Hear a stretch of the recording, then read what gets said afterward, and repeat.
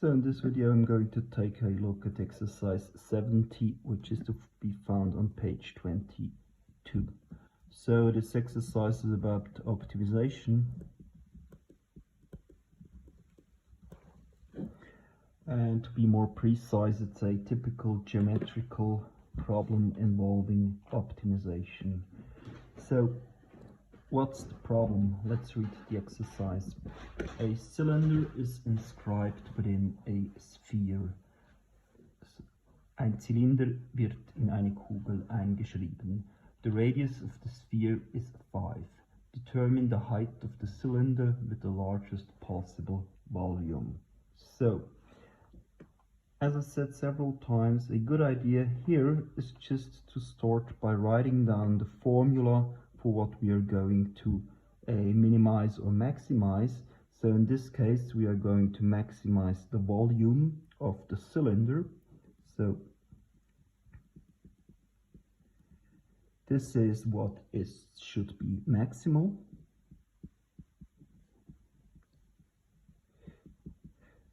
So in the first step, I'm just going to write down the formula for the volume of such a cylinder, and you don't need to know that formula by heart, it's in the handbook, so just look there.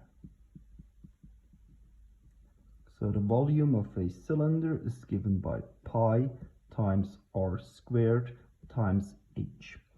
And now, since in this exercise we are not only dealing with a cylinder but also with a square, we have to be with a sphere, we have to be a bit careful, because there will be a radius of the cylinder and a radius of the sphere as well.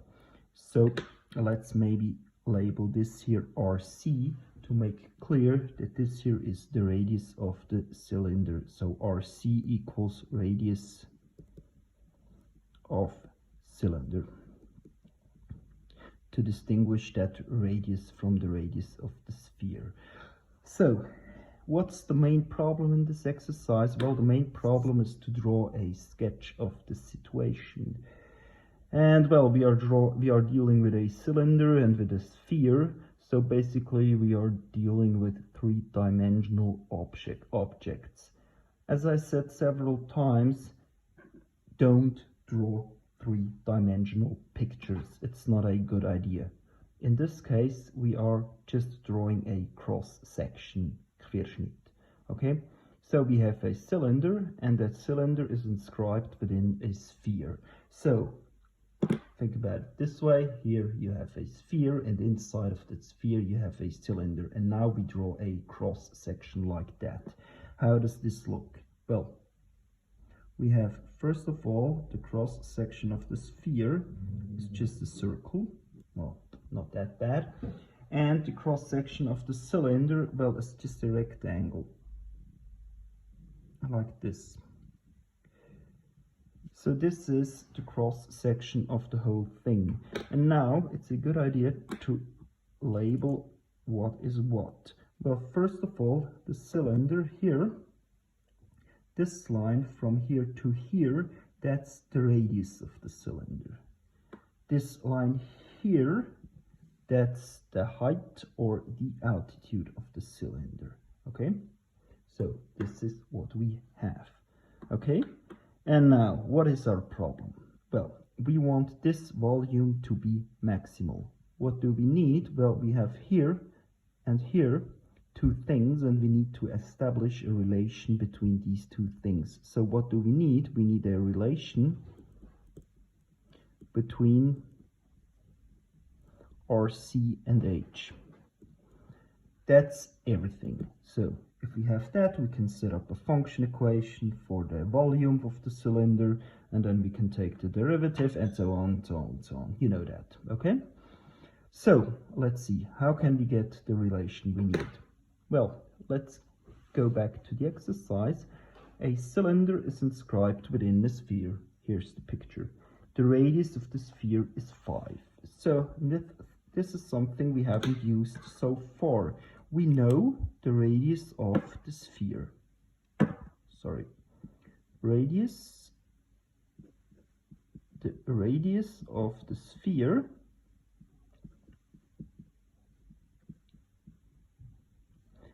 is 5.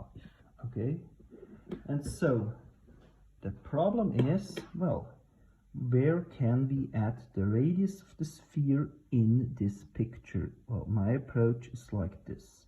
So this line here, the black one, if it is visible, the color, is 5. Okay, and this here is of course the midpoint of the sphere. Okay, so now, well, as in so many cases when dealing with geometrical applications, well, the relation between RC and H is given by Pythagoras. Okay, so let's see. We are going to add here and here a right-angled triangle. Okay, if you consider the sides of this right-angled triangle, well, what do we know? First of all, this side here, clearly the hypotenuse is 5. This side here is, this side here, from here to here, is h over 2. And this side here is RC. So we have a right-angled triangle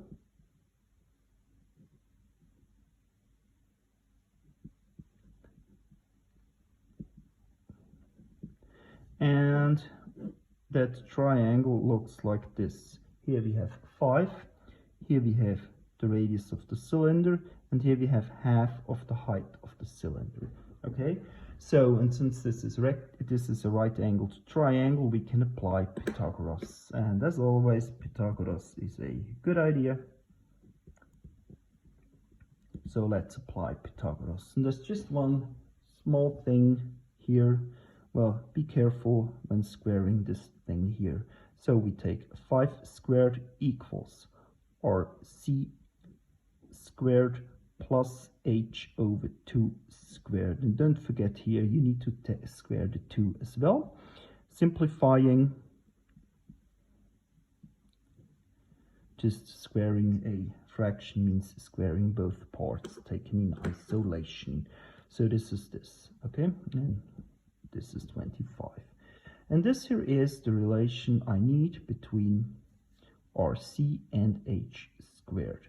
If you consider now the original formula for the volume, I'm going to take this formula here, I'm going to solve for RC, and then I'm going to plug the result into the original volume formula.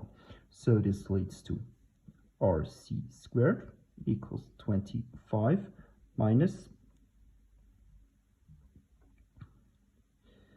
HO squared divided by 4. Or here, just in order to simplify this thing here a bit, I'm going to take everything on the fraction line, so 100 minus h squared divided by 4. Now I have the relation between RC and h, and I'm going to plug this one here into my original volume formula, leading to V cylinder equals pi times 100 minus h squared divided by 4 times h. Okay, this is basically everything I need. Well, because now there are just some calculations left to be done. I'm simplifying, afterwards I take the derivative, and then I set that derivative equal to 0. So that shouldn't be a big problem here. So it is 100 times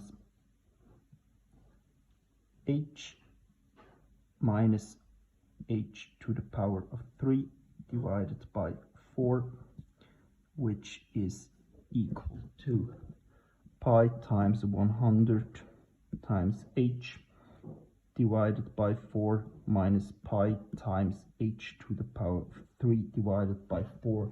And this is good, because here now this is my function, this is f of h. So now I take the derivative, that's no problem at all. The derivative here is just what remains here is pi times 100 divided by 4, and what remains here is 3 times pi times h squared divided by 4. Okay, this is my derivative, and now I'm almost done. I'm setting this equal to 0, leading to pi times 100 minus 3 times pi times h squared equals 0. And then I'm solving for h. Taking this on the other side leads to pi times 100 equals 3 times pi times h squared. Dividing by pi leads to 100 equals 3 times h squared. Dividing by 3 and taking the square root leads to h equals 100 divided by 3 and the square root of that. Okay, so that's it. If you consider the exercise, well, there are two main things to understand. First of all, it's important here to draw pictures. And as I said, don't draw three-dimensional pictures. Just try to draw cross sections if you're dealing with geometrical problems. And the second thing is, don't forget Pythagoras. It's such a useful tool when solving such geometrical optimization problems. Thanks for watching. Bye.